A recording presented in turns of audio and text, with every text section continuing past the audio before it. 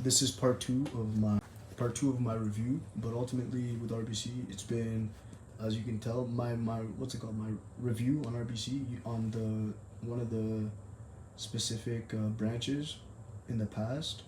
It used to be a lengthy one. It used to be near a mall, at the mall actually. It used to, yeah.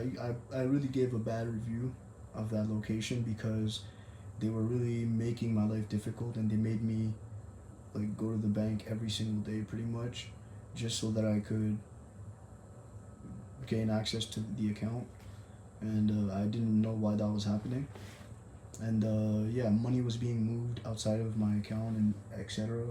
Just without me even being aware of it, and all types of things was just happening, and they were denying me access to it when I was bringing a driver's license.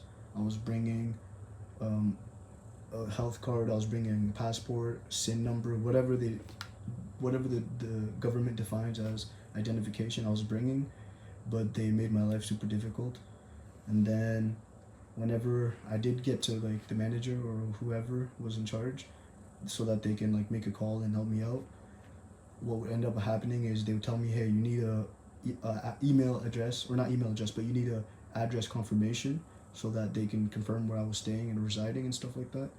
But what ended up happening is, even with that, they still didn't really do anything.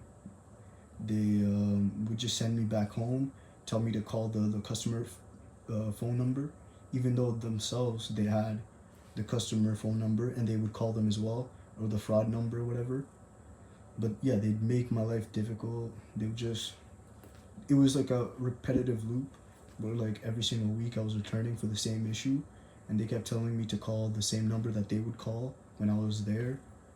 And so, and then when I would call that number, they would tell me to go in person to fix the issue. But then when I would go in person, they would tell me to go back home and to call the number. And then it was just a repetitive loop of doing that over and over and over.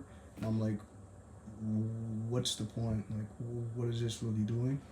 But yeah, also, as I said in the previous video, in terms of like my job, I literally got a job a few days ago, and I was trying to onboard and stuff like that. And I was trying to also make a few transactions so that I could have equipment to complete the job, because that's what jobs need at times. You need like protective equipment or whatever type of equipment you need. And for some reason, as soon as I received money, that bank blocked my account, and I tried to call the number. They told me to go in person.